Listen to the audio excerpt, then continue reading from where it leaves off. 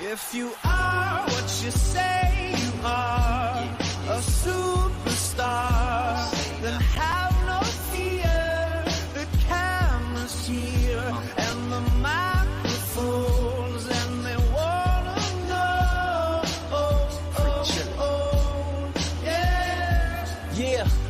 A fresh, cool young Lou trying to cash his microphone check 212. Wanna believe my own hype, but it's too untrue. The world Let's go to my knees. What have you brung you? Did you improve on the design? Did you do something new?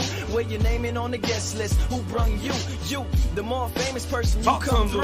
And the sexy lady next to you, you come too. And then the hitman standing outside of heaven waiting for God to come and get me. Yo, ladies and gentlemen, welcome to Talk Spicy.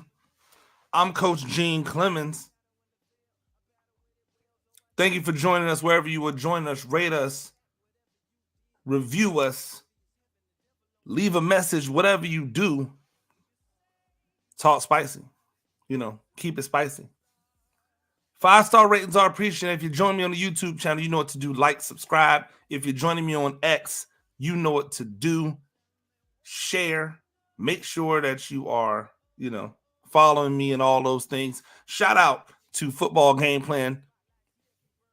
Make sure that you're going over to the Facebook page at Football Game Plan and patronize, and make sure that you're following Football Game Plan and everything that goes on over there. Those are my guys.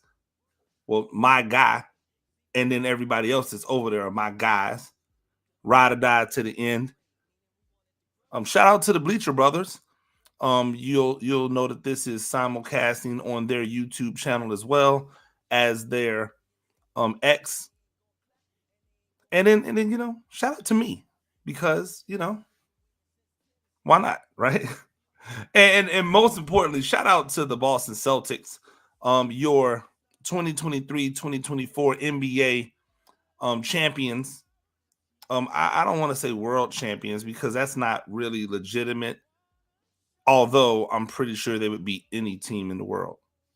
Like it. How about this? If you took this Boston Celtics team and just sent the Celtics team to represent Team USA in the Olympics, would they win it? You would have to take Porzingis off, right? Because he's not American. So you'd have to take Porzingis off. Maybe Al Horford. You'd have to take Al Horford off.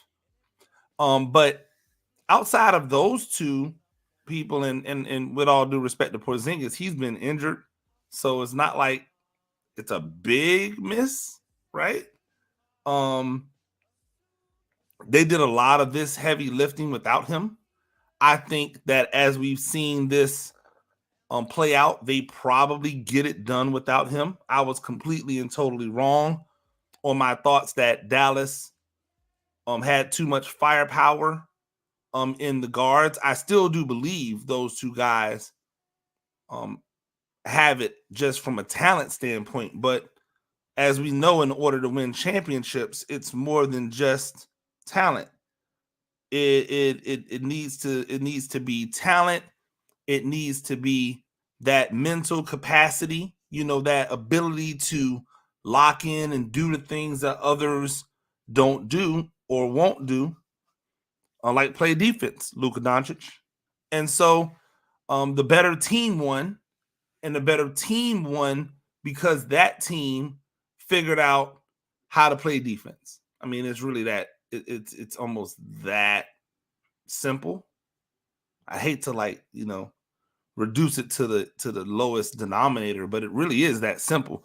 That team won because that team played defense, and the other team had one dude who was a sieve and another dude who's never really been that great of a defender, but it is what it is. So shout out to the Celtics. I got the spicy lit up green. I know it might look teal to some of you, but when I look at it, when I turn around and look at it from my angle, it is really green. But then when I look at it through my screen, it almost looks turquoise, right? Maybe it doesn't look like that on your end, and hopefully it looks green on your end. On my end, it's looking a little bit turquoise, but that's okay. Still wanted to show them love, wanted to show them respect. Jason Tatum, Jaylen Brown, Jrue Holiday, who for me is my MVP. I know that it's passé to give the MVP to other guys, but here's the funniest part, right? When Golden State won their first title, when they beat LeBron, when he didn't have Kyrie and he didn't have Kevin Love, they beat LeBron and just a bunch of dudes, right? They gave the MVP to Andre Iguodala. They gave the MVP to Andre Iguodala, even though LeBron James had him on a skillet, cooking him up the entire. LeBron James did whatever he wanted. It was just not enough because it was only him. But just in guarding LeBron, got him the MVP. Didn't think he deserved it. Don't understand what went into it. And I love Andre Iguodala as a ball player, but that wasn't one of those ones. You can make the legitimate argument that if you don't have Jrue Holiday there to check, right? To check on Kyrie Irving, to be a big time rebounding guard because Jaylen Brown's not, to do the dirty work, to get those extra buckets. Like, you know what you're going to get from Tatum and Brown from a scoring standpoint overall, but he was the legitimate third scorer this entire finals. And the finals MVP is not an entire playoffs MVP. That's the thing. That's the thinking that I feel gets messed up here. I think Jaylen Brown got the MVP because he was the MVP for the playoffs. But this isn't supposed to be just an MVP award for the playoffs. This is supposed to be an MVP award for the finals, right? So that's kind of where I was on it. And I said, well, it's interesting because while I'm not mad, right? While I'm not mad at Jaylen Brown winning, I still look at what I look at and go, man, I wanted Jrue Holiday to step up, right? I didn't think he stepped up in that Indiana series. I think that those guards were doing whatever they wanted in that Indiana series, and that was one of the reasons why I thought the Celtics might be in trouble, but he really did what he was supposed to do, right? He really understood the assignment, and he went out there and got it done as one of the most effective guys playing that's out there, right? So I ain't mad at that. I ain't mad at that at all. I ain't mad at it at all. I'm looking forward to seeing how they respond. I'm looking forward to seeing what Kyrie does this offseason, right? What he does this offseason, I'm looking forward to seeing how Dallas responds. They seem to be in a great place to be able to make another run at it, right? Remember, they weren't a high seed. I think they were like the 5th seed or something like that.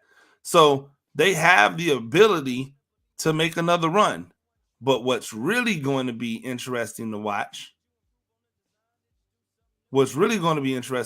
is exactly what Boston does now that they've bit the apple, right?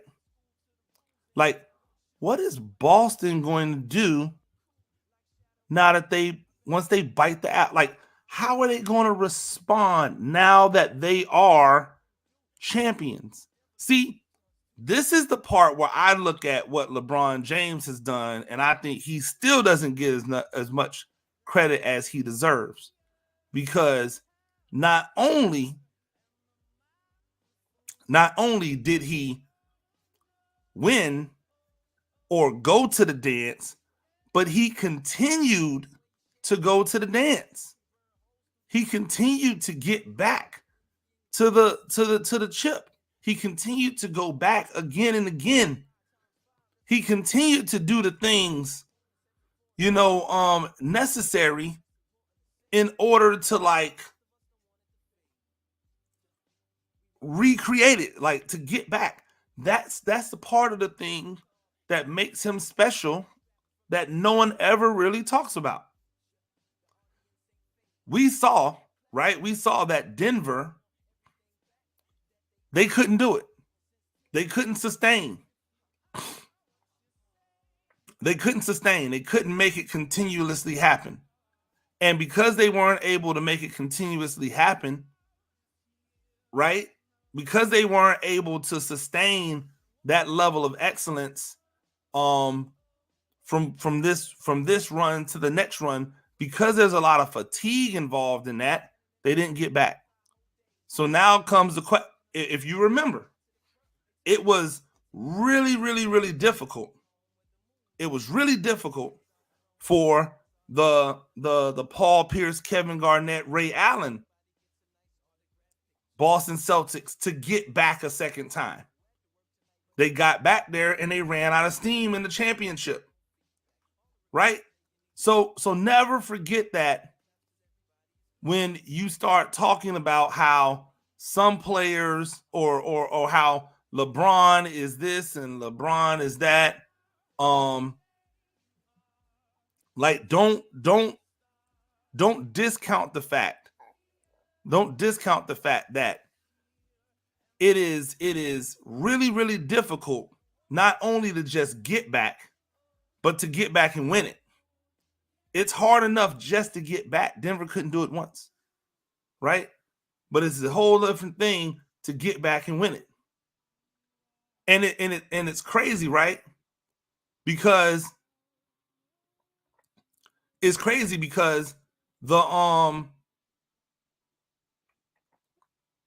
Denver Nuggets, had they won it, would have put themselves in a completely different like stratosphere. Because it's one thing to win it, it's another thing to run off a few, right? So like if you get back and you win it again, then that takes you to a whole nother level. That takes you to a completely different level that nobody can take away from you. Correct? So now here comes the Boston Celtics. You give them credit for making it, right? They made it. Now they've been twice. They won the chip. Now can they do it again? Right? Can they do it again? Isn't that the beauty of the game? Is the moment you win it, we can sit back and go, okay, they did it once. Can they do it again? It doesn't mean that we don't appreciate what they've done. It doesn't mean that we don't give them flowers for what they've done. It doesn't mean that we don't celebrate it. We don't allow them the chance to celebrate it. It's the NBA, right? You have 82 games. So they don't even have to come in and be the most locked in, right? That's not what's necessary in order to be successful. They don't have to come in and be locked in from day one. All they have to do is get to the playoffs, and when they get to the playoffs, be at the level that allows them to go forward and win it all. Right? That's it. That's all they got to do. Is just be at the point where they can just take off.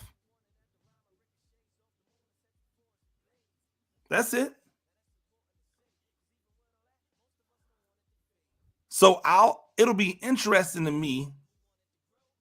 It'll be interesting to me to see like what happens, to see where we go from here with the Boston Celtics. But like all of the talk about whether or not all the talk about whether or not Tatum is the best or Brown is the best. The truth is that neither one of them is a superstar. Like, y'all just be trying to make people superstars, right? You just try to make people superstars. But neither one of them are superstars. They're both stars. They're both really, really good. Now, they're both going to get paid like superstars. And that's fine. Right? So what comes next? Because heavy is the head that wears the crown. Heavy is the head that wears the crown. And I'll be interested in seeing how that crown sits on their head. We had the second game of the WNBA season that featured Caitlin Clark and Angel Reese. I've been telling you, or I've been telling anyone that'll listen, that Caitlin Clark and Angel Reese is the new Larry Bird, Magic Johnson, with the exception of nobody protected Larry Bird when he came into the league. He got it out the mud. But the proof of the pudding is in the tasting, right? The 2.25 million viewers on CBS that watched Caitlin Clark and Angel Reese get it in, that wasn't just some anomaly. Every time those two young ladies are on the court together, it's must-watch television. Hey, and let's keep it a beam. Caitlin Clark had one of her more efficient games. Hey, has anyone else noticed that the more that Caitlin Clark has started deferring, the better she's become? Ta-da! The more that Caitlin Clark has decided that she is going to allow Aaliyah Boston to be Aaliyah Boston, the more that she's decided to allow some of the other players to get their gun off, the better she plays. When she's shooting 20 plus shots a game, that is not a recipe for success for Caitlin Clark in the WNBA. This is not college. You cannot just dominate all of the shots and expect that everything's going to be hunky-dory. And now all of a sudden, when she's taking less shots, she's scoring more. Why? Because she's more efficient. All of a sudden, she's getting more assists. Why? Because she's being more efficient, because she's getting the ball to the other playmakers. Remember at the beginning of the year when everybody told you how bad Indiana was? At the beginning of the year, anybody with a microphone, anybody who had been covering the WNBA for 5 seconds told you that Caitlin Clark was the best thing that ever happened to the WNBA as a player, and that the Indiana Fever were terrible. Then they started losing games, and they blamed everybody but Caitlin Clark. Except when you kept looking at the numbers, it says Caitlin Clark's turning the ball over too much. Caitlin Clark's not getting anybody involved in the game. Caitlin Clark is inefficient. And now all of a sudden, right? All of a sudden, Caitlin Clark is passing the ball more, getting others involved. She's turning the ball over less, and she's being more efficient. Equals the Fever are getting wins. And not to be outdone, Angel Reese, who I think is going to have to, like, during the break, when they all break, Angel Reese needs to get in the gym and she needs to put up shots because she is way too inefficient if she's not by the basket. But you cannot get beyond the fact that she is in there boarding her ass off. She is in there on the boards, playing tough. You know what's really awesome about Angel Reese is that she is an absolutely beautiful woman. She's an absolutely beautiful woman.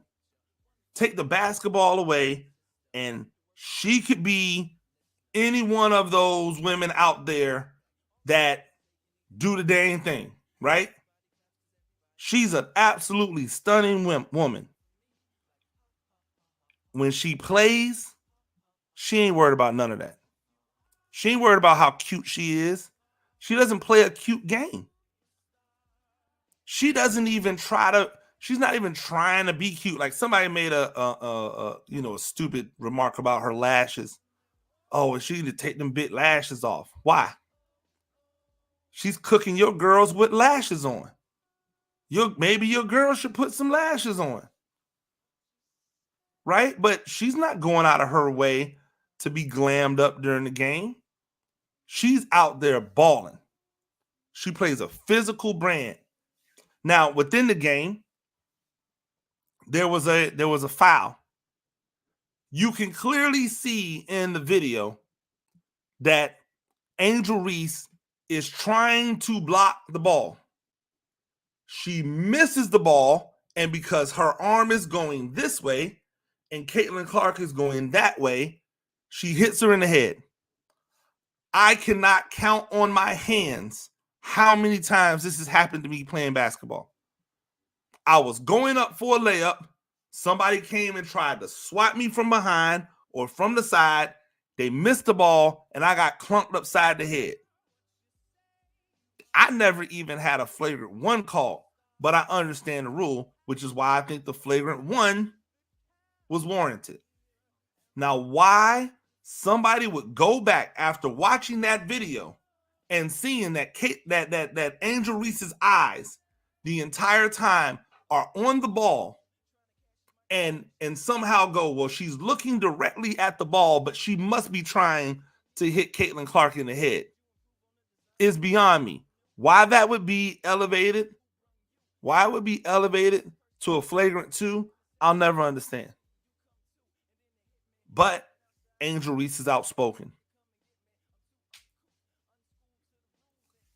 Angel Reese, hey, watch this.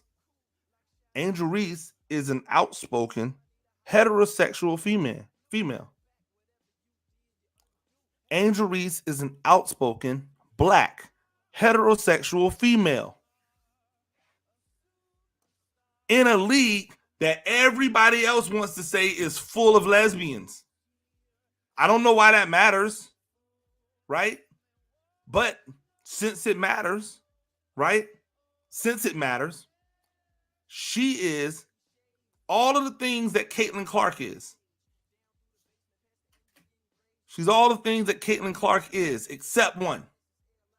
She's not white. She's all of the things that Sabrina Ionescu is, except one. She's not white. She has been called a thug. She has been called a bully. She has been said that it has been said by people she should be thrown out of games.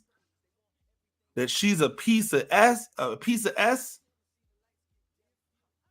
Like, why? Because she plays basketball the way everybody else has played basketball for as long as basketball has existed? I don't have to defend Angel Reese. You know why?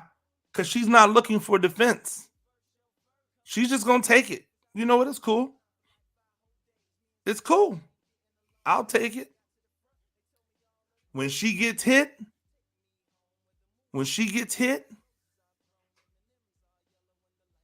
there's no think pieces. Even the Angel Reese defenders, when she got hit versus Connecticut, they were a little up in arms, but Angel Reese was like, "Nah, I'm good. That's what happens. That's the game." You know what her defenders went? Okay, cool. When Caitlin Clark got hit, and she got up and said, "No, it was just basketball. It's cool." They were like, "No, it isn't.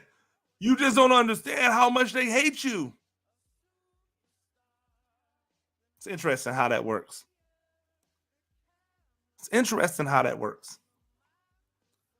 by the way, most of this is being done by people who you can't find a WNBA tweet about before last year. It is being done by people who you can't find a WNBA tweet about before, I don't know, 3 months ago.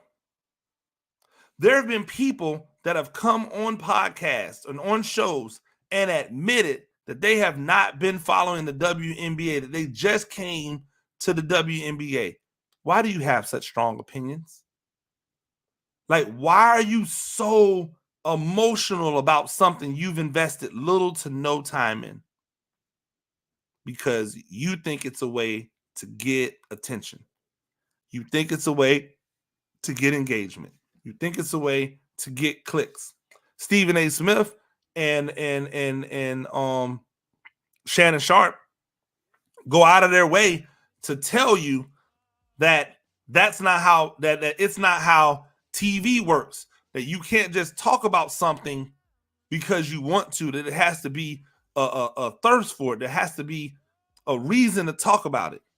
They're essentially admitting to all of you that the only reason they're talking about the WNBA and Caitlin Clark is because it'll get them ratings. They're telling you this. The same way that they tell you that the only reason they talk Dallas Cowboys on football all the time is because it gets ratings. The same way that they tell you that the only reason they talk LeBron James all the time is because it gets ratings. They're telling you the truth. They're allowing you to see it. Right? And so what's going to happen when the Caitlin Clark hoopla dies down? What's going to happen if Caitlin Clark is not special? Right? If she's just another girl. If she's just good. If she's not fantastic, if she's not phenomenal, if she's just good. If she doesn't win a championship, what does that mean for the WNBA? It means that the moment people don't care about Caitlin Clark anymore, Shannon Sharpe, Stephen A. Smith, First Take will cease to talk about the WNBA. There won't be an appetite for it. They'll have to move on and go back to playing the hits. I don't know what they're going to do when LeBron James retires. I'm assuming they'll just talk about LeBron James in retirement, right? Because, I mean, he's still a sports figure, even though he's not playing sports. They're going to have to do something. It's an interesting place to be. It's an interesting place to be in sports. You know what else is interesting? I saw a post that said that GQ dubbed Nika Mule the best dressed rookie in the WNBA, and with all due respect, they don't know what they're talking about. I know it's GQ. They don't know what they're talking about. If it's not Angel Reese, it ain't Nika Mule, and I think she is slaying the outfits. But if it ain't Angel Reese, there's only other one name, right? So, interesting to see, like, kind of what happens with everything, because I think all of this stuff is equally important, right? I think all of this stuff is equally important, and all of it has value. All of it has value. The under 17 USA basketball team was getting some run,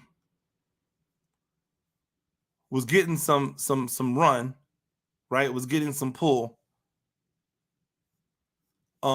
as of late. Overtime posted this, and it had a roster. It says Team USA's under 17 class is crazy. Roster includes Bryce James, Keon Anthony, Elijah Arenas, the Boozer twins, Taj Ariza, AJ DeBansta or DeBansa, Caleb Holt, and many more. Now, obviously, people went immediately to the NBA players' names, right? Bryce James, son of LeBron James, Keon Anthony, son of Carmelo Anthony, Elijah Arenas, son of Gilbert Arenas, the Boozer twins, clear, right? Taj Ariza, son of Trevor Ariza. But they're not the only ones that have kids out there, right? We're seeing kids all over the place. I just saw a post that the sons of the bus Jerome Bettis, of Plaxico Burris, and another player, I forget his name right now, but I hope it'll come back to me. But they're all going to Notre Dame. Don't ask me why black people are still sending their people to Notre Dame, but okay, cool, whatever. We'll have that conversation another day. And you know what's crazy about it is I really used to love Notre Dame, like what they stood for, everything, like at least what I thought they stood for, right? And before I was, when I was a little bit more naive about things in this world, but shout out to them. I'm sure they'll have a great experience at Notre Dame, and they probably grew up around a lot of people who would go to Notre Dame. So, that helps. But I thought it was interesting that a lot of people were making a lot about, oh, well, look at all of these kids who grew up in Lamborghinis, driving Lamborghinis that are on Team USA or in the USA crop. And I'm going to tell you, ladies and gentlemen, the game has changed. I have watched my players on my team go around to exposure camp after exposure camp after exposure camp, weekend after weekend, one day camp here, one day camp there. All of them, they cost $30, $50, $75. They're going there. There's hundreds of kids at these camps. This ain't even like elite level, like colleges. These aren't Alabama and Georgia and Florida. This is, Georgia Southern and Shorter and Jacksonville State. But just in a matter, and Edward Waters, just in a matter of a couple of weeks, a few camps, there's a few $100s. Ladies and gentlemen, the game has changed. The reason why you're seeing a lot of these professional basketball players, kids, achieving at the level that they're achieving at, getting the opportunity to achieve at that level, is because they have the resources to put their kids in front of the people that they need to have them in front of in order to achieve at that level. See, if you don't have the resources, and this is what basketball has to be like aware of, it can't become soccer and baseball in America. It can't be what soccer and baseball have become in America, which is super big business at the youth level. And the only way that you can get recruited, the only way that you can get exposure, the only way you can get on radars is if you have enough money to be on an elite team and going to all of the elite camps, the elite combines, the elite tournaments, year in and year out. LeBron James, that ain't nothing but a drop in the bucket for him. Same thing with Carmelo Anthony, Gilbert Arenas, Boozer, Ariza. They got it. The person that wants to give their kid all of the advantages that have money, that make a 6-figure plus income, that's nothing to them. But If you're just a guy who can hoop and you don't come from any money and you don't have anyone willing to invest in you to get you to those places, then you're not going to get recruited. This is basketball, and it's quickly becoming football now. I watched over the last few years as guys who are legitimate Division I talents in basketball don't go D1. They go to junior colleges. They go to prep schools. I'm talking about in basketball. And why? Because they're not leaving the state of Georgia. Because they're not getting out and competing in those tournaments on the teams that matter, on the teams where all of the college coaches are in that room. I used to referee. I told this story before. I used to referee, and I can tell how good the competition is based off of how many coaches are in the room. So when I would walk into a gym and it would be college coaches all in the stands, okay, we're about to see some dudes. When I walk into the gym and it's just me and the teams, okay, this is the C team or the B team or the I need to make money team that I have out there. And the sad part is that most of these kids don't know they're in the C, they're in the B. They just think because they put on the jersey of a well-known organization that they are in the A.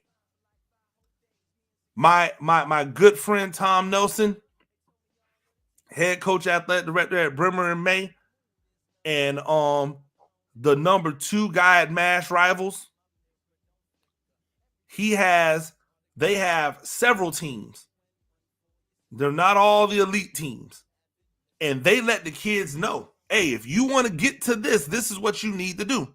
If you want to get to this team, right? This team that goes to all of the elite Adidas stuff where all the coaches are, you need to do this. If not, hey, we're still going to push you. We're still going to help you, but you're not going to be in front of the same amount of coaches as you will be. And they let them know.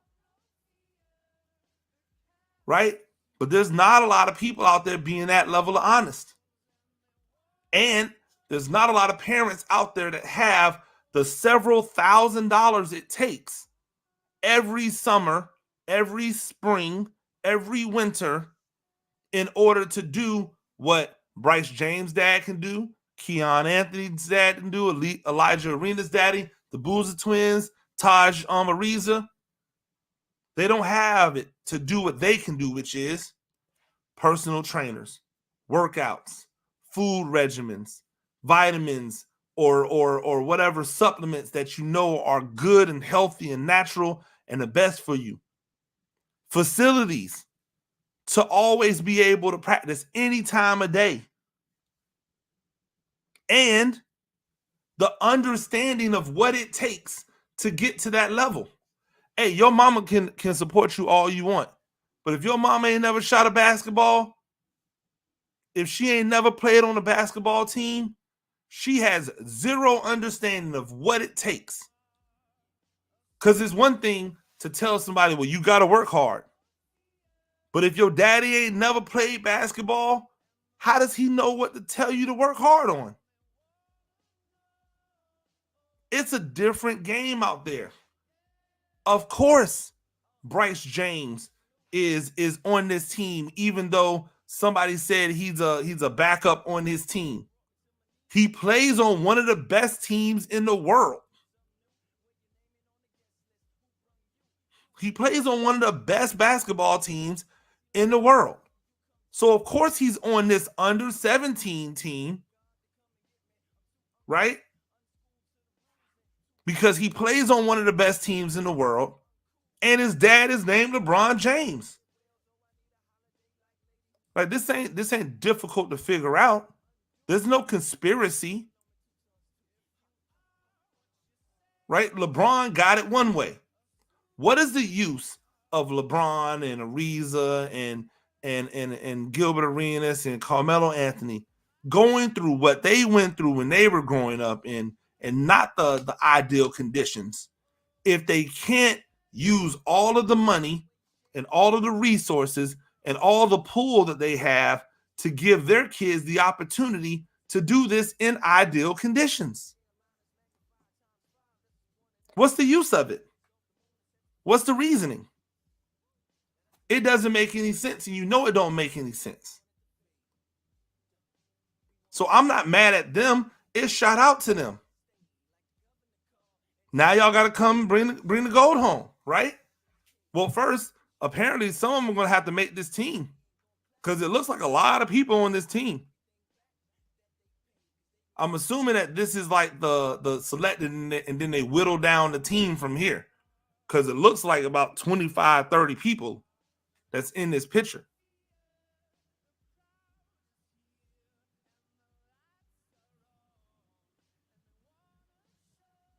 I mean, that's what I'm looking at. At least 30 people in this picture. So they're going to whittle that down. So it's not even a guarantee. But you know what they've done? They've opened the door and they've given their kids the opportunity. Now it's going to be on them to bring it home. Nothing's handed to them, right? Nothing's handed to them. They've just streamlined the production. But we're going to have to change our mentality. That's as coaches, that's as players, that's as parents. If we want our kids to be able to get to these highest levels, there's going to have to start being some budgeting done to say, hey, I need to pay for all of these things in order to get my kid in front of, and not at the cow heat camps, not at the bring us your tired, you're poor, you're hungry camps, but get there for elite level workouts. The ones where you've been invited to come, not where they just sent the flyer out, but the ones where you have been told by a coach, hey, we'd like to see you here.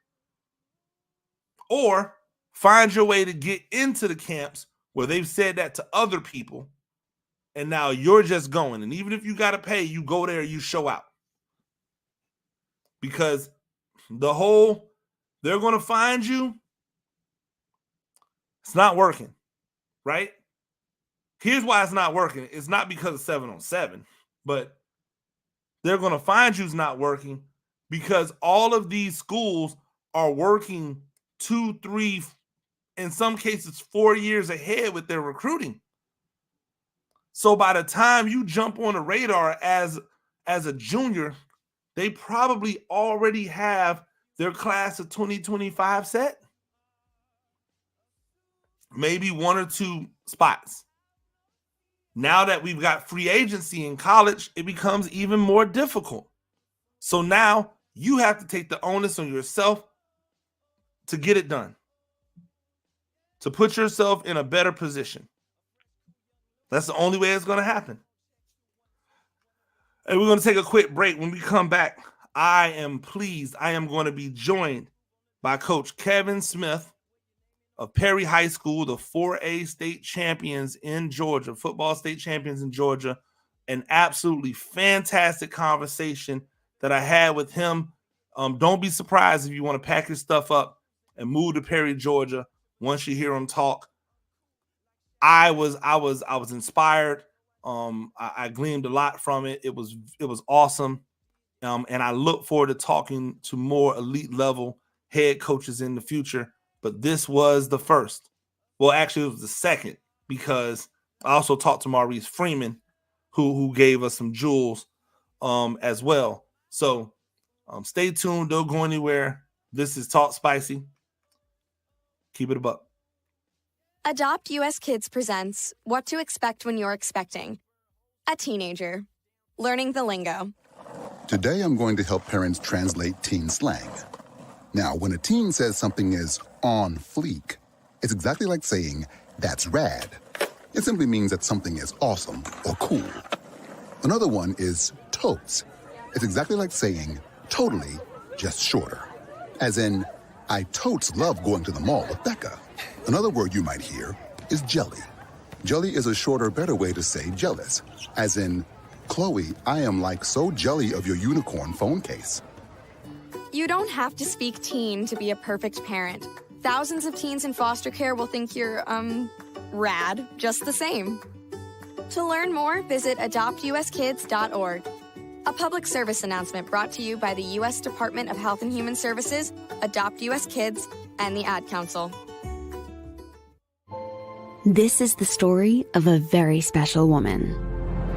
In a matter of seconds, she turned herself into a great mathematician or an entrepreneur. Her knowledge was limitless and still is. She could also make monsters disappear, especially those that lurked in the shadows under the bed. Once, this woman put back together a teenage girl's broken heart, which had been shattered in 1,000 pieces, just by giving her a bear hug. She masqueraded as a regular person at work, but as a superhero at home. Everyone knows her as Gabriella. I still call her Mom. Your hero needs you now, and AARP is here to help. Find the care guides you need to help, complete with tips and resources at aarp.org/caregiving. A public service announcement brought to you by AARP and the Ad Council. Hey, Dad, your prescription will be ready in just a minute. Hey, Dad, your laundry will be ready in just a minute. Dad, your lunch will be ready in just a minute. Hey, honey, why don't you take a minute? When you help care for a loved one, you give them as much time as you can, making sure they're safe and comfortable. But it's just as important that you take some time for yourself. At AARP, we can help with information and useful tips on how you can maintain a healthy life balance, care for your own physical and mental well-being, and manage the challenges of caring for a loved one. Because the better care you take of yourself, the better care you can provide for your loved one. Thanks, Dad. Thank you. You're there for them. We're here for you. Find free care guides to support you and your loved one at aarp.org/caregiving. That's aarp.org/caregiving. A public service announcement brought to you by AARP and the Ad Council.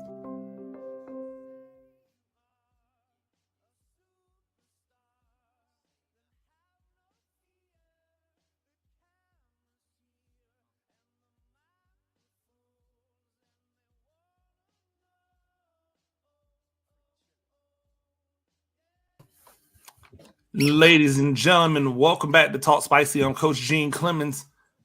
As always, I am blessed to be joined by the best head coach Kevin Smith, head football coach at Perry High School, the 2023-2024 4A state champions. Is that right, Coach Smith? Yes, sir. 4A, right? Yes, sir. Yeah.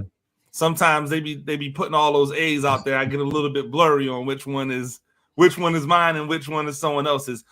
Congratulations and thank you for joining me. Yes, sir. Thank you, Coach, and thank you for having me. Absolutely. How many years have you been in Perry now? All right, so I'm going into my 8th season here at Perry High School. I'm going into my 31st season overall.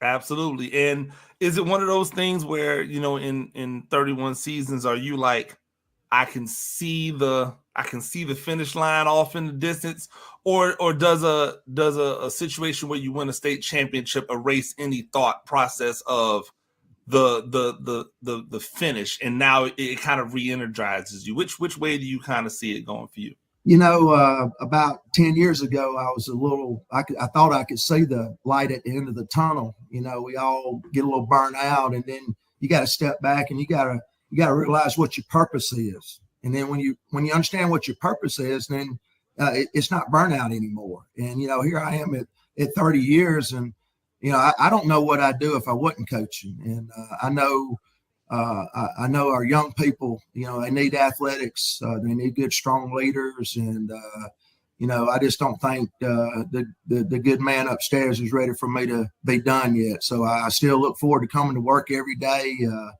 You know, I don't know. I can see myself going another 10 years. Hey, I don't blame you at all. Sometimes I wonder about what life looks like for me if I just completely gave up coaching. But like you said, it's one of those things where when it's a calling and you know that that's what you should be doing with your life, it makes it hard to give it up. right? Yes, sir. Yes, sir. I want to go back to last year. And probably not the greatest moment, but in hindsight, probably something that helped propel you guys to where you were. You were down, 21. You were down 21-14 going into the fourth quarter with Houston County. First game of the year. Obviously, we know how electric that fourth quarter was. It was like touchdown after touchdown after touchdown after touchdown. It was back and forth. It was what you would expect, right? From when those two teams get together, and you guys came out on the negative end of that. You came out on the L side. When you were sitting there with your guys in that locker room after that game, did you think that you could be where you were at the end of the season? Well, I thought we could. We try to look at things. We can't see the end of the season. The only thing we can see is the next practice, the next game, the next opponent. And, we lost to a really good Houston County team, and we made some mistakes in that game that if we don't make, we probably win the game. We made one more mistake than they did. And,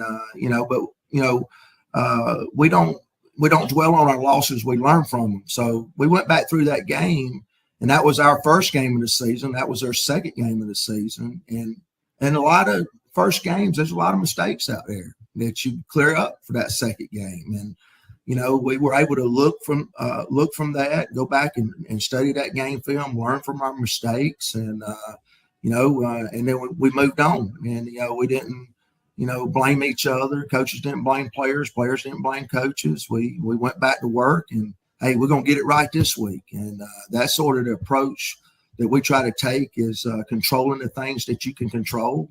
And the only thing that we can control is the next play, or the next practice. And so we sort of took that approach. We learned a lot from that game, and we moved on. And, it ain't if adversity is going to hit. It's when it's going to hit, and it's how you respond to it. It's going to determine what kind of football team you are, and coming into that game, I don't know if you remember, we were down 21-0 at halftime. Yep. Mm-hmm. And then we come out in the second half, man, and took the lead. And, so that's sort of, where we are in sort of our culture process, our standards that we try to live up to and, control the things that we can control, learn from our past, and so we can move on and get better. Absolutely. I think about that because when you lose a game at the beginning of the year, one of two things happen, right? You either go, all right, we know exactly what it is that we need to clean up in order to be better, or you go, it's going to be a rough one this year, fellas, right? Like you can kind of take the temperature, and the mission still stays the same. You still got to go practice by practice, game by game. But we all understand what we're dealing with sometime, because this isn't college and this isn't the NFL. We don't get to pick the groceries. We get what we got, right? And so you go on a run. 54-21 over Jones County the next week. Veterans, Peach, 41-0 to Howard. 55-14 to West Side, 41-7 versus Griffin. And then you roll up on Spalding, and you guys take a L at Spalding. Now, this isn't like the beginning of the year. This is later in the season. How were you? Was it one of those? Because I've had times where we've been rolling, right? And living high on the hog. And then there's that game that hits you, and it's almost like a reality check. Hey, you can still be beat. Was that one of those things for you guys, or was it just like, hey, they just had our number today? Yeah, I think it was, knocked us back down to size a little bit. We had to leave with 1 minute and 50-something seconds left, and 9 times out of 10 we close it out. We don't lose many games with under 2 minutes left, and they got to drive the field. And, and we had a breakdown in coverage, and they made a play, and they come back and beat us, and I knew after that game, the way our kids acted, that, man, we're going to be okay. We were going to learn from this game. See, you gotta learn how to win the right way, and you got to learn how to lose the right way. And losing a region championship game like that, you could have had a lot of guys, throwing helmets, blaming each other. No, we went to the 50-yard line. We went out there, shook hands. We took our second place trophy. We got back to the locker room, and we talked about some things that we did well, and then we talked about some things that we didn't do so well. And we didn't make excuses, and we learned a lot from that. Building up, I could hear the guys the previous 2 or 3 weeks. We just coasting, and bam. Spalding, they had a good football team, and they come back and beat us, and after being up. And so I thought, I hate losing more than I like winning. And but if there's any truth to sometimes a loss is good, you try to turn it into a good. Well, what did you learn from it? Well, we learned that we could be beat, and we learned that we better play every play like it's our last play. And I think the record shows after that, if you look at the next week and through the state playoff run, we didn't let that happen again. So I think that was we learned a lot from that game, and we lost to a really good football team as well. It's interesting because in every championship run, they say there's that one that's the ugly one, like the really ugly one. That's that 7-3 win over Bainbridge. Yeah. What was that game like? Why was it? Because you guys have been flying high, as far as offensively, getting turnovers, defensively. You guys have been pushing the envelope all year, and then you get to that Bainbridge game, and the offense isn't clicking the way it would normally. You're not finding the end zone. What was that game like from the inside, and how did you guys continue to galvanize and just get a win by any means necessary? Yeah, I think it goes back to our belief in playing the next play, controlling the things that you can control. We knew that Bainbridge was a really good football team. They were picked to win the 4A state championship, and they very easily could have beat us and went on to win it. They were a really good football team. And then you got to go to Bainbridge, and there's no easy way to get to Bainbridge. So we go down there, and I tell the guys, hey, we're gonna play the next play. It's gonna be like a heavyweight fight.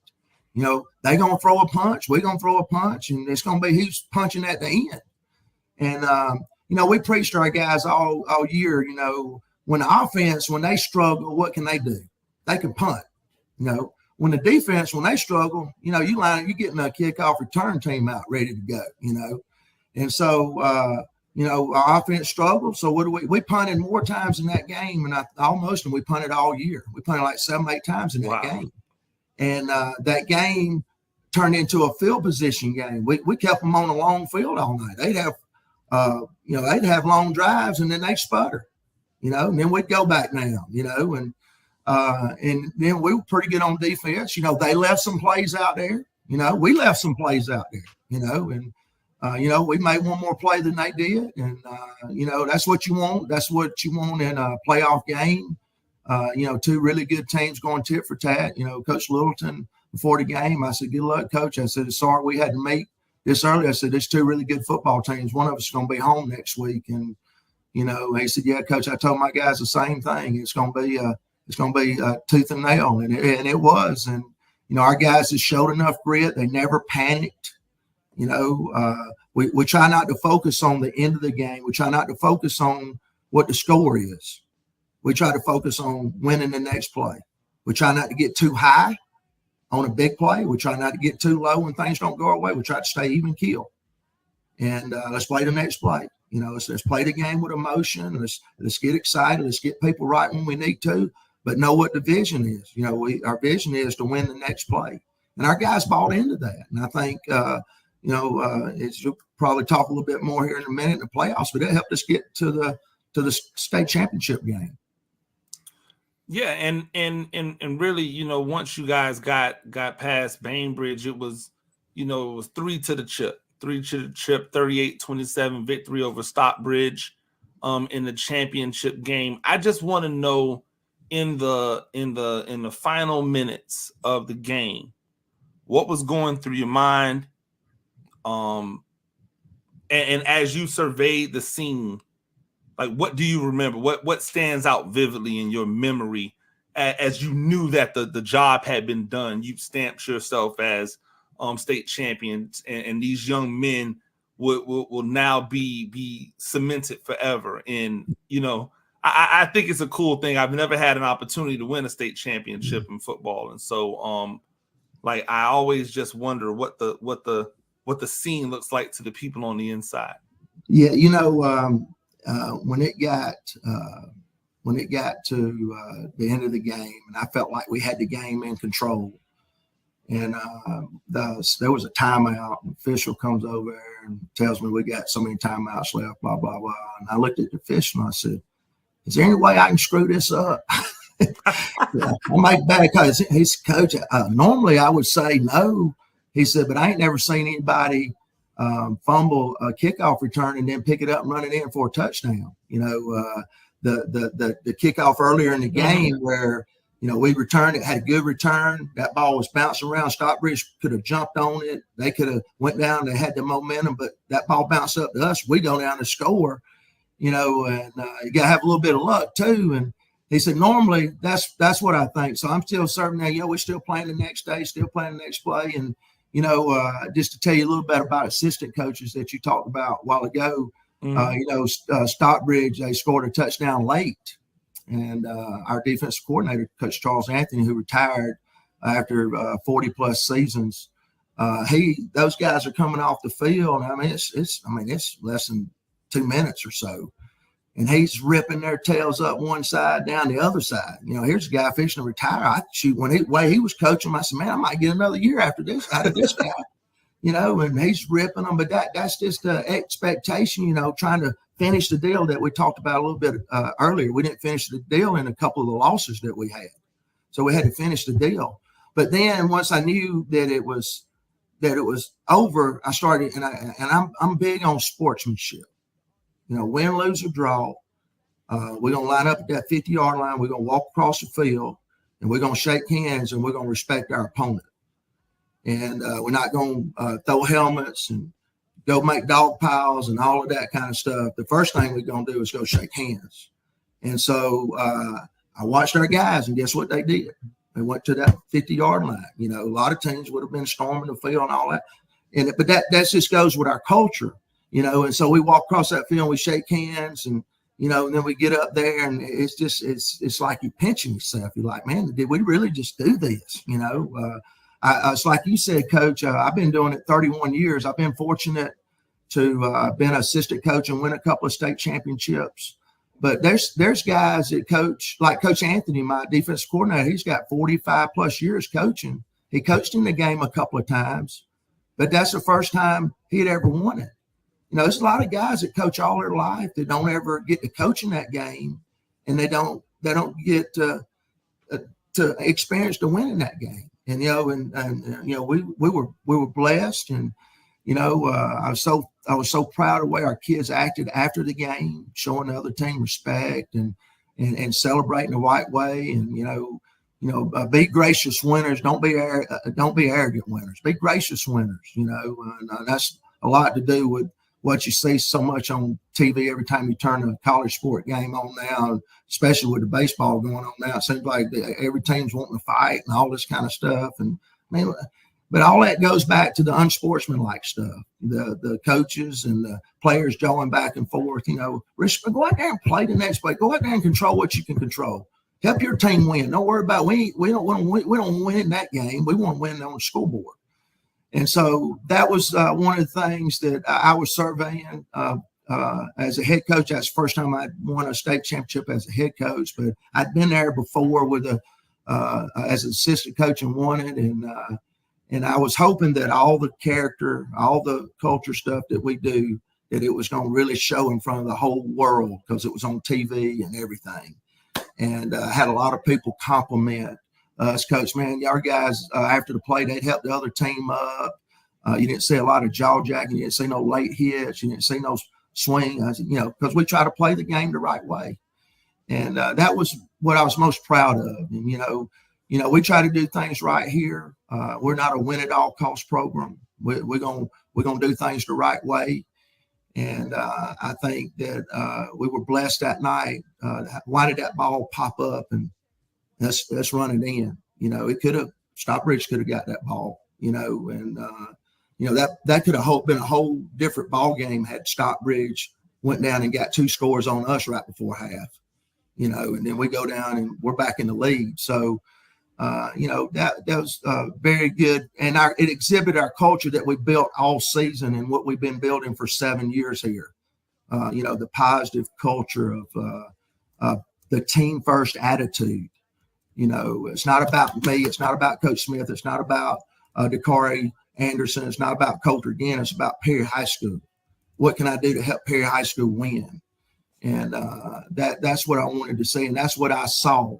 And, you know, I know I got off on a little tangent there, Coach, but it was it's hard to explain. I mean, it's just the greatest feeling. I still want to pinch myself sometimes and see if we actually did it, you know, make sure I ain't dreaming. No, Coach, I understand completely. And I will say, first off, I want to give a salute and a job well done to Coach Anthony. As he gets ready to embark on whatever his next journey is in life. I always say, you know, when you're ready to hang the whistle up, it's something, you know, it's something inside of you. And I've seen coaches who hang the whistle up and they struggle to figure out what their purpose is, you know, and so my prayers go to him that he has a purpose and he's ready for whatever the next you know, whatever the next thing is for him, or if he's just ready to sit down, you know, ready to sit down and stop letting the blood pressure get high. Yeah. You know, I'll say this about Coach Anthony, and Coach Anthony's 67 years old. And I hope and pray that when I get 67 years old, if I'm still doing this, that I had the energy and the passion that he still had when he went out. And, you know, he told me it was very hard for him to retire. He was choked up and, you know, but it's time for him to go spend some time with his grandkids and his kids. And, you know, he said, Coach, I'm walking out a winner. You can't beat that. And that's a great place to start. As I said, man, I wanted to talk. We're talking about the head coach's guide to being a great assistant coach, right? And from that, Coach Anthony being 60 plus years old, we've seen out here in the world, it's like that everything is skewed younger, right? You think you got to get the young guy. Everybody's looking for the young guy. Looking for the young guy. I talked to Maurice Freeman, who who just retired, and is now in Alabama. You know, double dipping, as I like to say, you know, and salute to him. But he talked about, you know, the energy and wanting to find a couple young guys for energy. And now you just talked about, you know, a 60-plus-year-old guy with all the energy in the world. Energy is obviously something you got to have as a coach. But if you had to pinpoint the one, he absolutely has to have this quality in order to be a really good assistant coach, what would that be for you? It's got to be trustworthy. It's got to be loyal, you know. And Perry High School didn't win the state championship because of Coach Smith. You know, I had great assistant coaches, and I've got you know, like Coach Anthony, now that he's retired, I'm the oldest guy on the staff. You know, now all my other coaches, they real young, and they were able to learn up under that. And but you're only as good as your assistant coaches. And I'm not a micromanager. You know, I hire a coach to do a job. You know, I expect them to do the job. I'm going to give them every resource that they need. I'm going to give them all the support that they need. On Friday nights, you know, I don't call a lot of plays on either side of the ball. I make a lot of decisions during the game. But, you know, if it's a bad play, I called it. You know, if it's a bad play on offense, I called it. If it's a bad place on defense, I called it. You know, but the secret to that is, you know, I was a position coach and a defensive coordinator for a few years, but I was a position coach for a long time under legendary coach Conrad Nix at Northside High School. And when I first took this job, people asked me, said, well, Coach, why did it take you so long to be a head coach? I said, well, I trained 24 years for this job. I just didn't, now young coaches, they think they got to be head coach yesterday. They don't understand that they got to come in and pay some dues and earn their way up.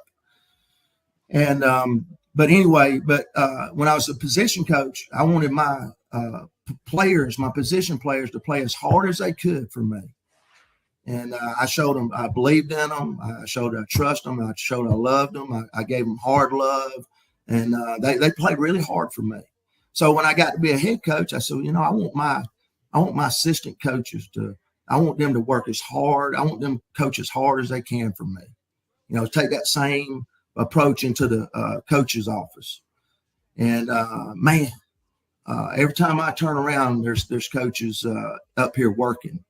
And if you break it down by the hour, how much we get paid, it's pennies. Yes, sir. But that ain't what it's all about. It's about these young people. It's about building young men. And you build enough young men, you're gonna win football games. But at the end of the day, football's gonna come to an end. And we don't preach to our kids that they're gonna get a college scholarship. If they're good enough, they're gonna get one. We've had several guys to sign. But football's what are you going to do then? And so to get back into the assistant coaches, the same thing, hey, we got to build young men. And, we give them all the resources. We give them all the support. We don't blame each other. We had to win in the coach's office too. We had to get everybody on the same page. And, a couple of our coffee bean standard is servant leadership. What can I do to help you, coach? What can I do to help you, coach? Because the more I put into you, okay, the better our team's going to be. The more our players play for each other, the better our team's going to be. If I'm going out there and playing for me and all I'm worried about is my stats, we're not going to be very good. Same way with coaches, well, I had defense that didn't give any points up. Or I had offense that scored all these points. Who cares? Long as we got one more point than the other team's got at the end of the game, that's all that matters. So how can our coaches serve each other? And we got a tight-knit coaching family. And, we had some openings. And, if I can't find the right fit, we just turn our head around and then we'll just pick that up, because I'm very protective about who's going to come into our coach's office. They got to be trustworthy. They got to be hard workers. They got to be, they got to have a lot of energy. They got to know that, hey, it's about these kids. It ain't about me. It's about how can I help these kids grow. And, a lot of people say that, but then it goes back to our culture, Coach. You got to control the things that you can control, what you say, what you feel, what you think, and most importantly, what you do. Okay, so I say all of this, but I walk that walk. And if I mess up, my coaches know I'm going to come back to them. My players know I'm going to come back to them and pay. I was wrong, or sometimes they come to me, Coach, you were right, but that's the do part. And you got a lot of teams out there, a lot of coaches, they do all the culture stuff. And then once the season, they ain't got time for it no more, and every Wednesday going into the state championship game on Wednesdays, we're going to win in the locker room. We're going to put football aside and we're going to win in the locker room. Win, lose, or draw the previous state championship the whole semester. That they know, our kids know when they come down here on Wednesdays, we're going to win in the locker room. We're going to have character day. And our coaches the same way. And they, and they help us with that. And I just think that, if you're going to have true culture, the head guy's got to walk the walk. And, my coaches know I do anything for them. And just like my players know, there's a lot of care in there. And here's one word that we've lost in today's time, Coach Clemens, is empathy. It's, hey, let's fire the guy and get the next guy. Let's fire the guy and get the next guy. Oh, wait a minute now. You was a young coach. I was a young coach now. Coach Nix, when I was a young coach, he didn't want to fire me. He called me in and said, Kevin, we got to do it this way now. You got to get this right. Look, if you back me in this corner now, you're going to make me, Yes, sir. Thanks, Coach. I try to meet that standard now. So, because Coach Nix had been a young coach. So, you got to empathize. You got to put yourself in their shoes. Like Coach Anthony's been our coordinator since I got down here. Now Coach Spurley's taken over. So I put myself. I was in Coach Spurley's shoes at one time. First time I had a defense coordinator job at a state championship winning school. He's gonna be feeling like it. But I'm gonna be able to help him. I'll empathize. It ain't. Well, let's fire him. Man, they can't do nothing, or we can't score any points. Whatever it is, let's empathize. Put yourself. How can we help that coach? How can we help that player? We all were players too. Players struggle. Yeah, man, I went through that when I was in high school too. Not just sometimes people just want to throw kids away because they do something stupid. Well, if we don't yank them back in line, if we don't straighten them back up, then who's going to straighten them up? If we just kick them out to the curb, who's going to, they're going to be in prison, But it's the same way with the coaches, that word empathy that's left our society still works down here in Perry, Georgia. Absolutely. I think one of the things you said, and it's great, because we constantly forget that we were at some point at that level, right? Mm-hmm. We were all players, or at least most of us were players. We've all been the young coach who thinks he's ready to tackle the world in 1 year of coaching.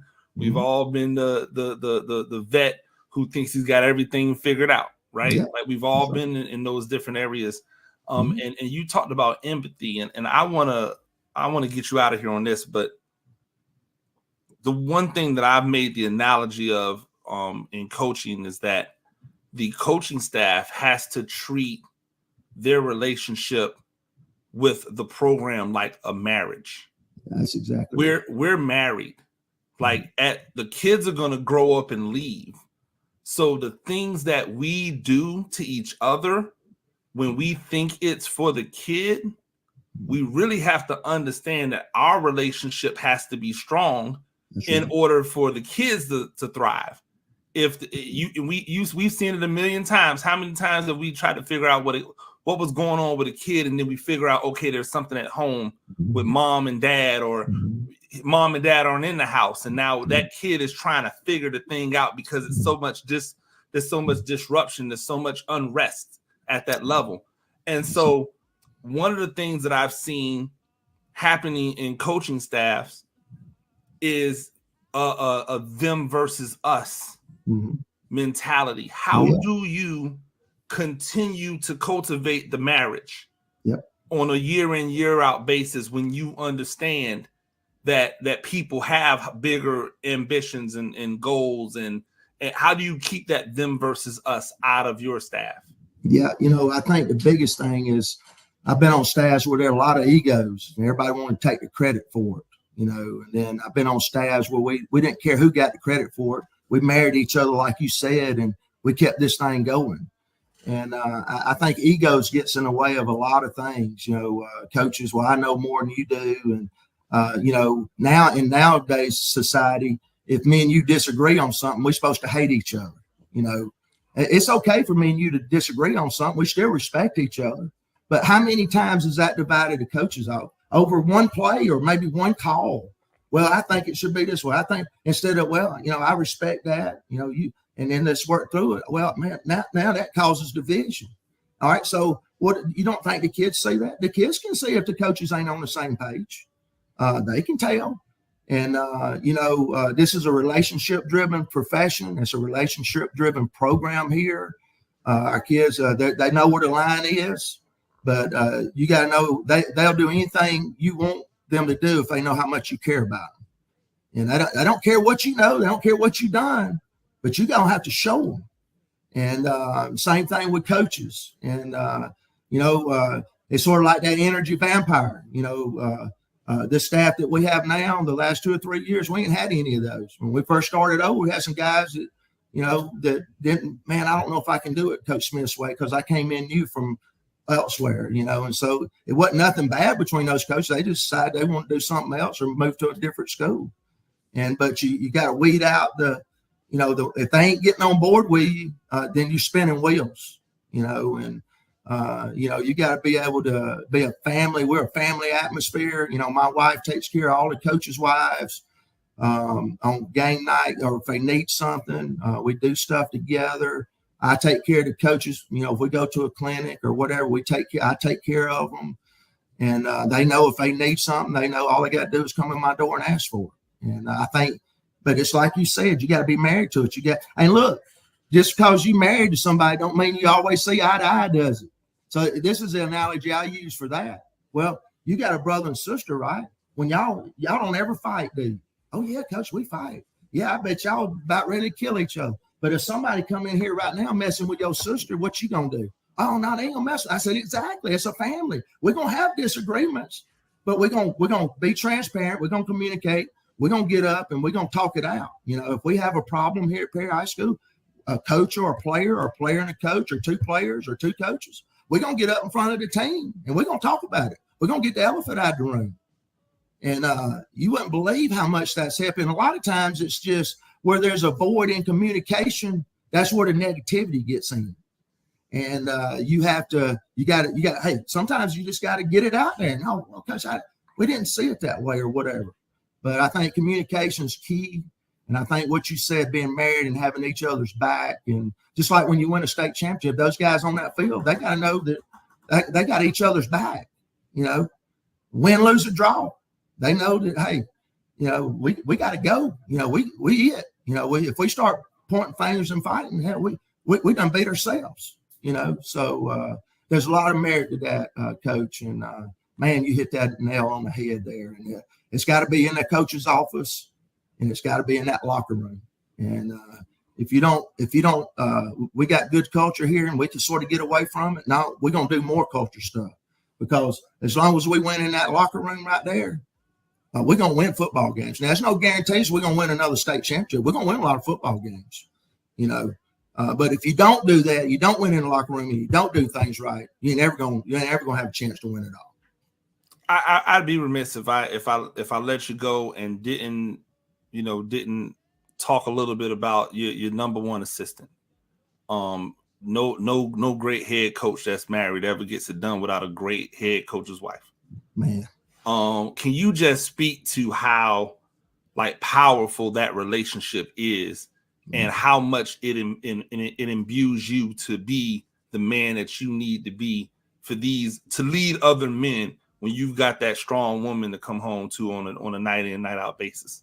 Man, I tell you what, you hit the nail on the head.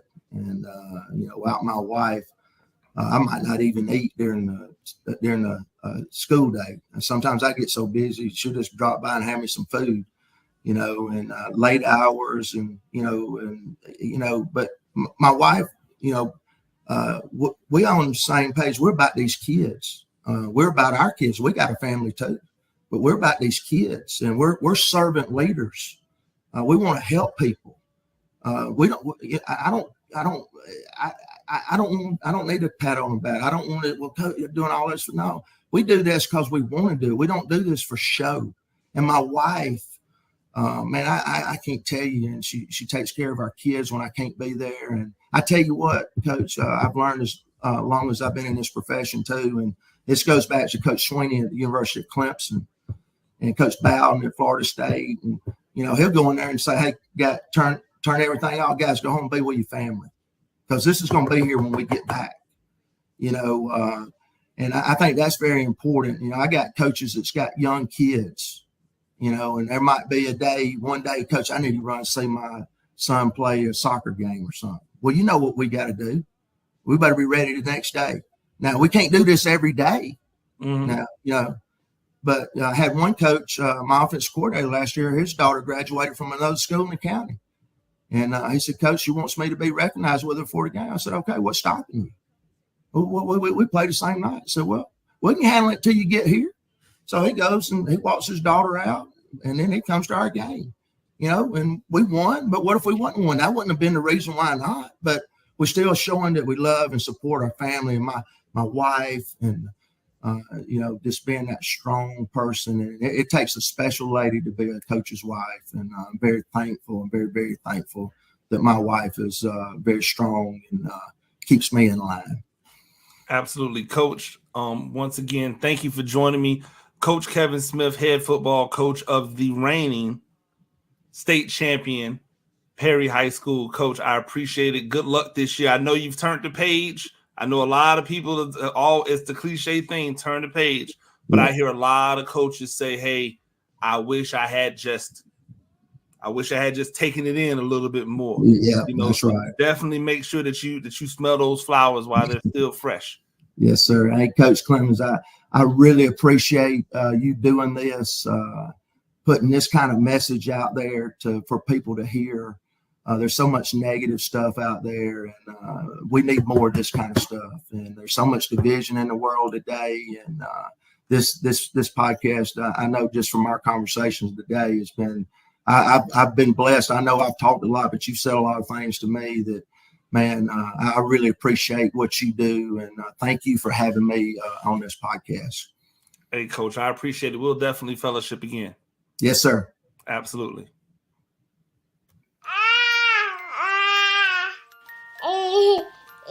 To some people, the sound of a baby babbling doesn't mean much. But that's not necessarily true. By 6 months, they're combining vowels and consonants. By 9 months, they're trying out different kinds of sounds. And by 12 months, their babbling is beginning to take on some meaning. Especially if there's no babbling at all. Little to no babbling by 12 months or later is just one of the possible signs of autism in children. Early screening and intervention can make a lifetime of difference and unlock a world of possibilities. Take the first step at autismspeaks.org. A public service announcement brought to you by Autism Speaks and the Ad Council. The following is made possible by Dad. Why was the basketball court all wet? Because the players kept dribbling all over it. The dad joke. Corny, grown-worthy, but also one of the simplest ways to share a moment with your kids. Why do you have to be careful when it's raining cats and dogs? Because you might step in a poodle. And kids that spend more time with their dads grow up to be smarter, more successful. Can I tell you a cat joke? Just kidding. And, with any luck, funnier adults. Why didn't the skeleton go to the dance? Because he didn't have any body to go with. Dad jokes rule. So take a moment to make a moment and give your kid a laugh. It's as easy as going to fatherhood.gov. Brought to you by the U.S. Department of Health and Human Services and the Ad Council. That's really funny. Okay, men. This is your time. Maybe you didn't choose this, but you're here now. You're gonna go out there and be an all-star caregiver. It's up to you. So what are you gonna do? You're gonna go grocery shopping, cook, clean, be there emotionally and physically. You gotta dig deeper. Drive them to physical therapy, doctor's appointments. Don't you forget about the pharmacy. No, you won't. Because that's what caregivers do. Don't give up. Don't ever give up. This is your time to show the world, your family, and yourself that you're tougher than tough. Now go out there and be the best caregiver this world has ever seen. Caregiving is tougher than tough. Find the care guides you need at aarp.org/caregiving. A public service announcement brought to you by AARP and the Ad Council.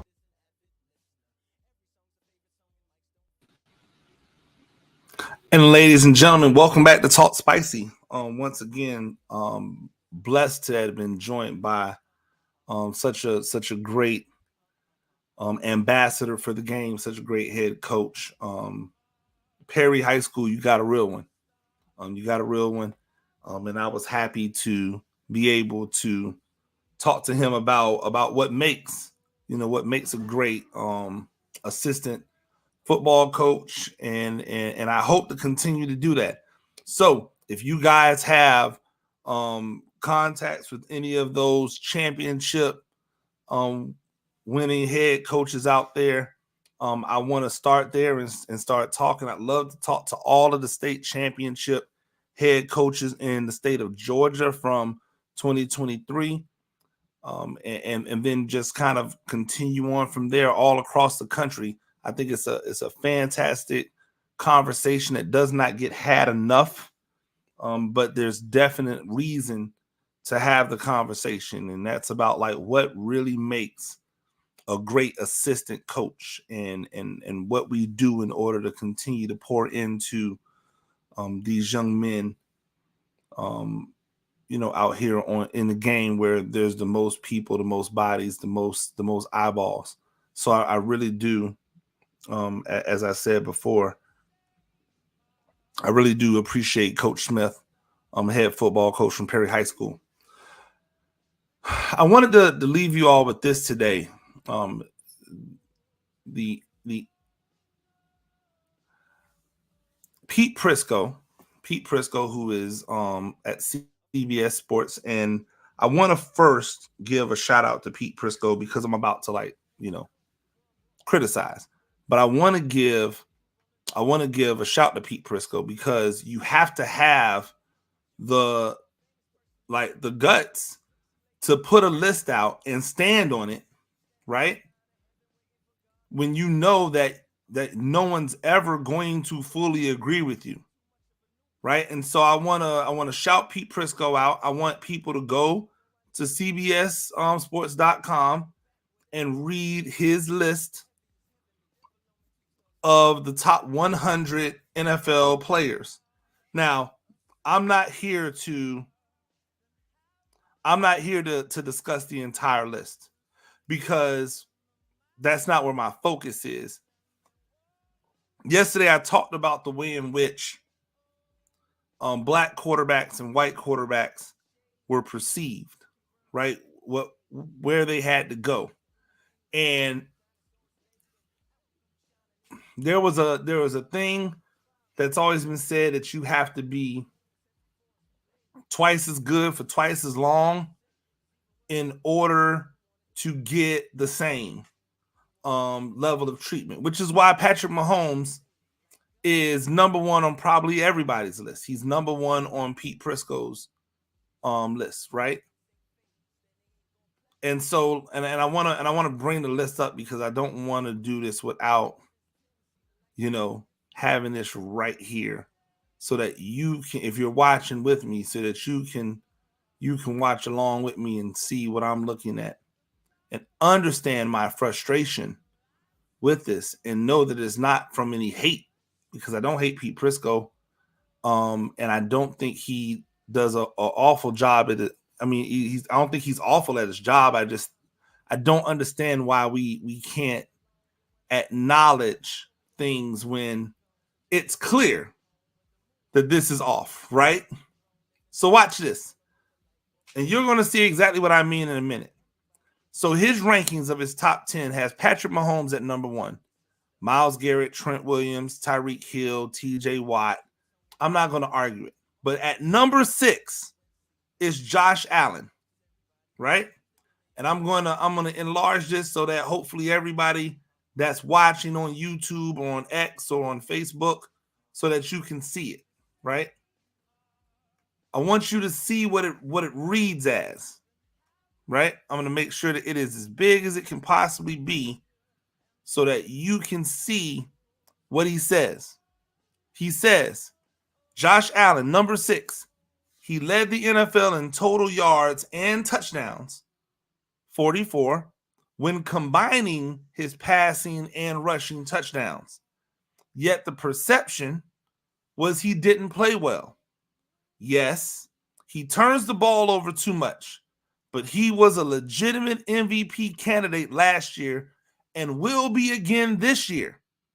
Last season, he was number 2. All right, so just so you see my face, keep that in mind, right? Keep that thought process in mind when you see where I'm going here.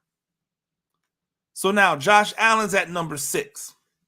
Notice what he said. We go Justin Jefferson, Christian McCaffrey. I don't even want to get into how Christian McCaffrey is all the way down at number 8 on this list after the season he just had. But okay, cool. Micah Parsons is there. Nick Bosa. Don't know how he's number 10 on this list, but cool, right? Cool. Nick Bosa's 10. Don't know how, but okay, whatever. Max Crosby's 11. Sauce Gardner's 12. Jamar Chase is 13. Play the hits. Why don't you, Pete Prisco? Chris Jones is 14. We get to 15 before we get to another quarterback, and that quarterback is Joe Burrow. Now, with Joe Burrow, he says he was limited to 10 games in 2023 because of a calf strain, followed by a season-ending wrist injury. The latter basically ending the Bengals' playoff chances. When on the field, he's a star, but he has to stay healthy. That's the only thing holding him back. Now, he said that about Burrow at 15. I want y'all to look at who's number 16. Who's the fourth quarterback on here.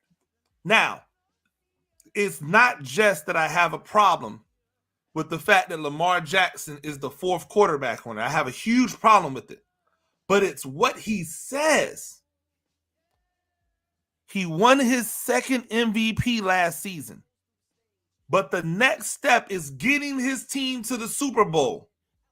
He has improved greatly as a passer, which should continue this season in year 2 under OC Todd Monken.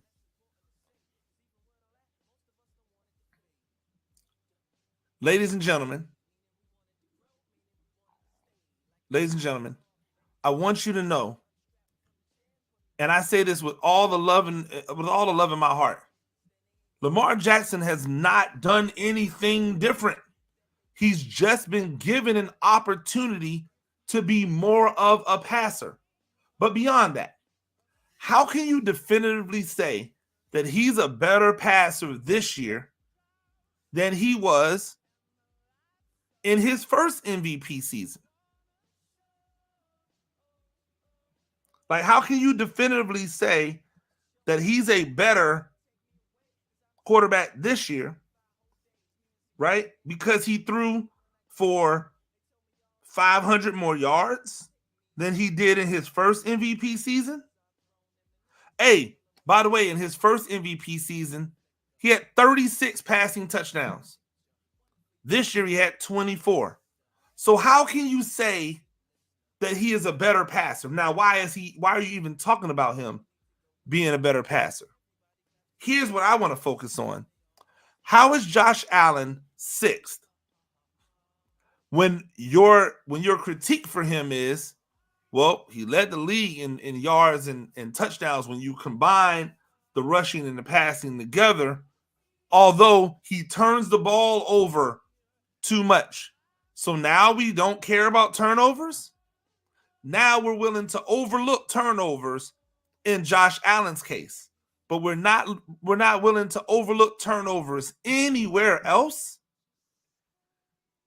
He gave as a reason for him to be number 6 that he was an MVP candidate and that he will be an MVP candidate again this year, even though he lost one of the best wide receivers in the NFL.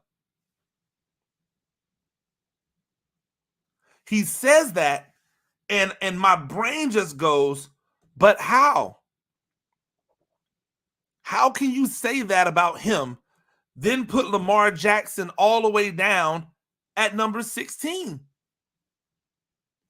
How can you tell me that the number 6 guy who's a quarterback, one of the reasons is that he was an MVP candidate, and yet you put the MVP, the actual MVP, who's on his second MVP, you put him at 16 after disrespectingly putting him at 35 last year and using the excuse from last year about injury. Yet, just one above him, the guy that you had at number 3 last year, you have at 15 because he was limited by injuries. How are we not seeing the double standards that exist. How are we not willing to recognize the double standards that exist? So just being nominated, just being an MVP candidate gets Josh Allen put to the top of the list, close to the best quarterback in the game by far, bar none. And winning your second almost unanimous MVP in 5 years gets you 16th, excuse me. Somebody out there, please, I keep telling y'all, somebody tell me what I'm missing. Somebody please tell me or help me understand.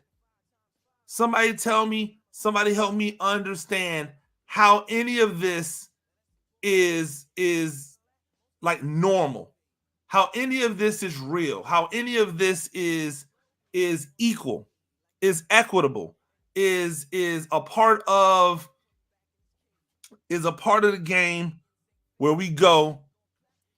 It's a part of the game where we go, oh no, they're being measured under the same metrics. They're being measured under the same metrics. Over his rise, right? Over Josh Allen's rise in the NFL, it coincided getting one of the best wide receivers in the game. Lamar Jackson didn't have one of the best wide receivers in the game when he won a unanimous MVP. When he won a unanimous MVP, he followed that season up. With a season that looked eerily similar to the MVP season. Did you know, by the way, ladies and gentlemen, that Lamar Jackson has never rushed for less than 700 yards in a season where he began the season as a starter? In 2021 and 2022, right? Those were the 2 years where he was injured, right? And only played in 12 games. In each one of those years, he rushed for 760 yards in 12 games. If you had a back on your team that rushed for 760 yards in 12 games, you give him a contract extension. If he had been healthy those 2 years, which, by the way, he was injured, not while running, but while being in the pocket. If he had played the 15 games that he had played the previous 2 seasons, just 15, he would have broke 1,000 yards. Why? Why do you say, how do I know he would have broke 1,000 yards? Look at his average per rush. The 5.5 yards a carry that he went for this year was his worst. It was one of his worst, if not his worst. So he would have ran for 1,000 yards. That would have given Lamar Jackson 4 straight seasons of 1,000 yards rushing as a quarterback. This is all the while still operating in the capacity as a quarterback. Arguably his worst season, right? Arguably his 2 worst seasons in 21 and 22 were the 2 seasons that if he stayed healthy, he would have put up similar numbers to his MVP season. In his MVP season, he only played in 15 games. He didn't even play in the 16th game. Which one of these guys out here of his counterparts do you see them taking him out the game when they're up and they have 5 touchdowns in the first half and they just run the ball out in the second half? Only Lamar. Everybody else, oh no.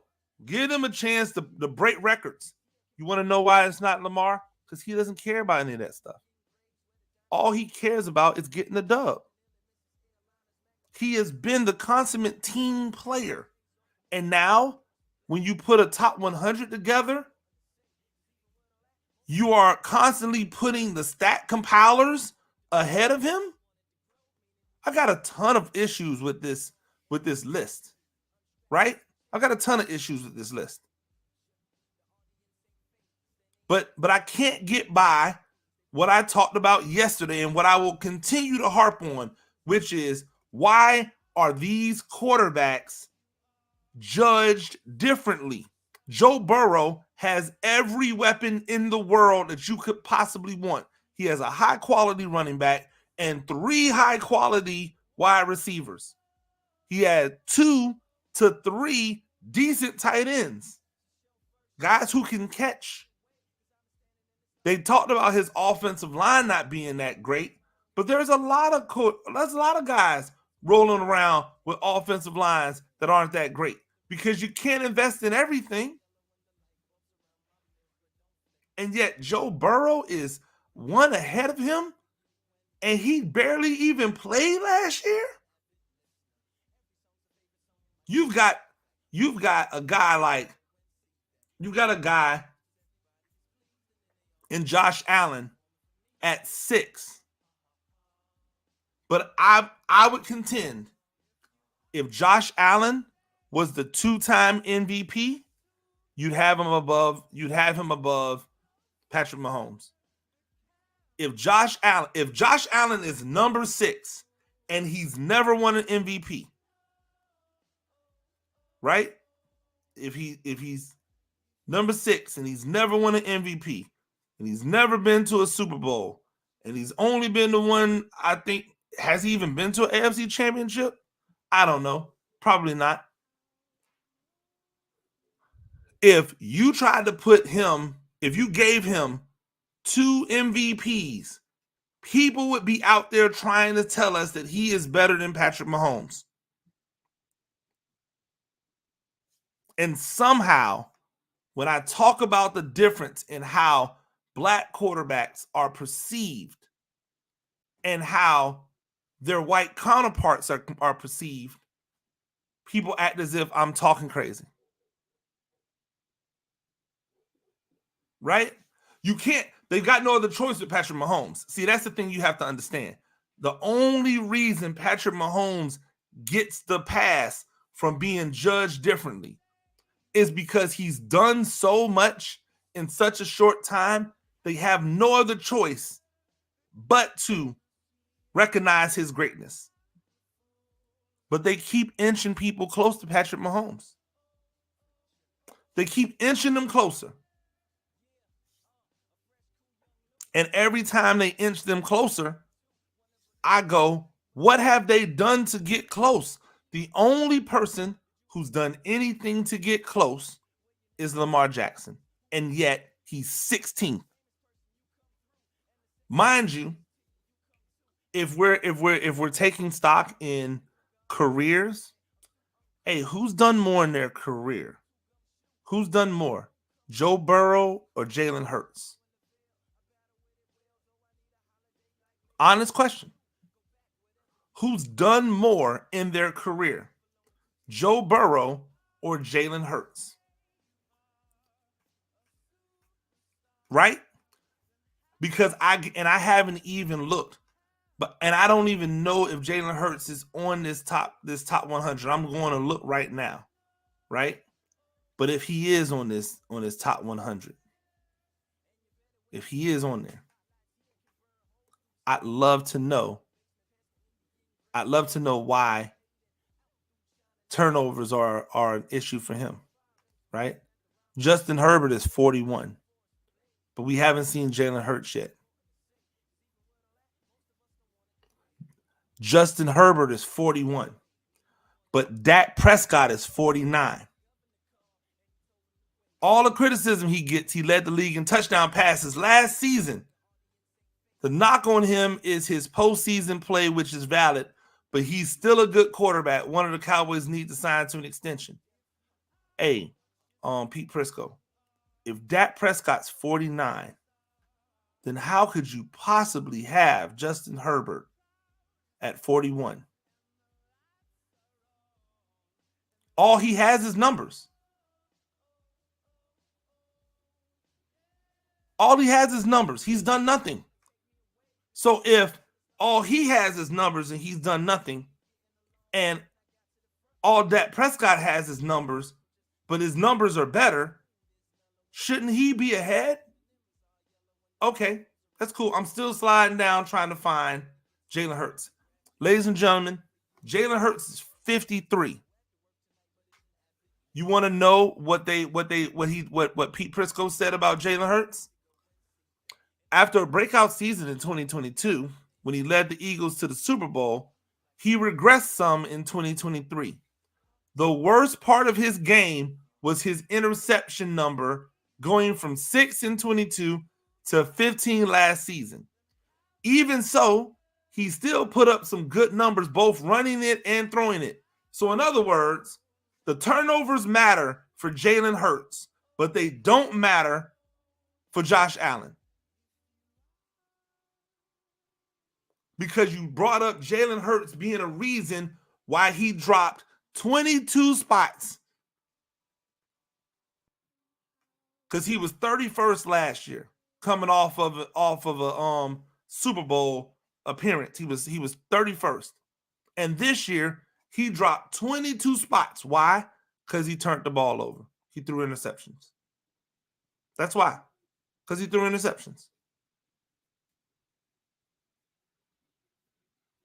Somebody make it make sense. Somebody help me understand. If I'm tripping, then okay, cool. If I'm tripping, then cool. But Trevor Lawrence is 62nd, and he threw 14 picks and 21 touchdowns.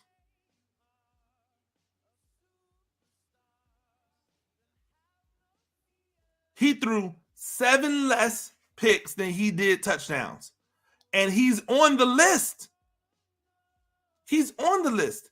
He was higher than Justin Fields last year, coming off of a Super Bowl win. A Super Bowl berth. He's higher than Tua Tagovailoa. And Tua had 29 touchdown passes last year and nowhere near the same amount of interceptions. If Tua had those interceptions, people would be talking about he should not be in the league. I'm just telling you what the perceptions that we get from these guys. It makes zero sense to me. And again, Pete Prisco had the courage to put a list out. And when you have the courage to put a list out, I applaud it. But that don't mean I don't got no issue with it. Now, once again, I'll put a list out, and if I do, it'll get criticized. But you know what it won't be? There won't be any double talk. I won't criticize one person for something and ding them for this, but not ding the other for it. Because to me, Joe Burrow and Justin and Jalen Hurts, they're the same type of quarterback right now. Both in systems set up for a quarterback to be successful, and they came in and got the job done. They both have receiving weapons. They both have running games that are admirable. Jalen Hurts has an added dynamic that Joe Burrow doesn't have. Number one, durability. Number two, running ability. If you want to say that Joe Burrow's a better passer, okay, cool. You can say that. How much better? Because I could argue that if you flip them, Jalen Hurts is still Jalen Hurts in Cincinnati with all that talent. Joe Burrow, is he still Joe Burrow in Philly? Or do they have to switch things around? Like, he has to go and run Jalen Hurts' offense. Jalen Hurts can go and run Joe Burrow's offense. Joe Burrow, can he go and run Jalen Hurts' offense? How, Sway? Without getting broken.